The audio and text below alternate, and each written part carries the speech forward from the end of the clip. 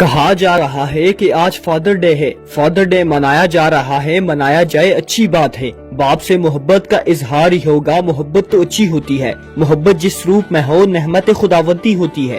سوال یہ ہے کہ محبت فقط ایک دن کے لیے ہی کیوں؟ کیا یہ دن منانا ایک رسم نہیں بن گیا؟ ہم عملی طور پر کیا کرتے ہیں؟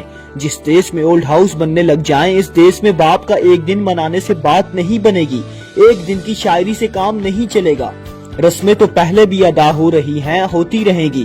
سوال یہ ہے کہ ہمیں کیا کرنا چاہیے؟ کیا آپ نے کبھی غور کیا کہ جب ہم شعور کی وادی میں داخل ہوتے ہیں تو خیالات کی عمارت بنانے لگ جاتے ہیں، ہم مستقبل کے بارے میں سوچنے لگ جاتے ہیں، ہمیں مستقبل کا غم کھائے جا رہا ہوتا ہے، ہمارے خیالات بس چند چیزوں کے گرد گھومتے ہیں۔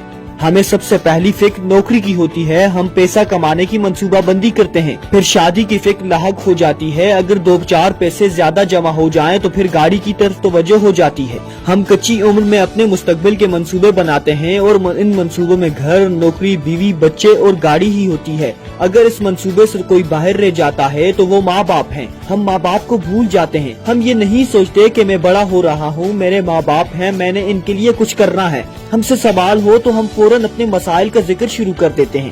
کاش ایسا ہو کہ ہم سے مستقبل کا سوال ہو اور ہم کہیں یار میں نے اپنے ماں باپ کے لیے کچھ کرنا ہے، یہ میری خواہش ہو سکتی ہے، مگر ایسا ہونا شاید ممکن نہیں۔ قرآن پاک کی ایک پوری سورت ہے جس کا نام سورہ یوسف ہے۔ اس سورت میں حضرت یوسف علیہ السلام کے قصے کا تذکرہ ملتا ہے۔ بھائیوں کی دغابازی، باپ کا رونا، حضرت یوسف علیہ السلام کا مصر کے بازار میں بکنا، پھر جیل جانا، بادشاہ بننا، سب واقعات شامل ہیں۔ آپ پوری سورہ یوسف پڑھیں، آپ کو جگہ جگہ حضرت یعقوب علیہ السلام کا رونا ملے گا۔ یہ سوال کئی بار اہل علم سے پوچھا گیا کہ باپ بیٹا دونوں نبی ہیں، دونوں کے بیچ جدائی واقع ہوئی ہے، باپ روتا ہے، بیٹے کے رونے کا تذکرہ کیوں نہیں؟ کوئی ایسا تسلی بخش جواب نہ ملا جو ذہن کو مطمئن کر پاتا۔ پھر ایک بار اظہار الحق صاحب نے اس کا جواب لکھا جو ان کے والد نے دیا۔ ان کا جواب دل و دماغ کو سرشار کر گیا۔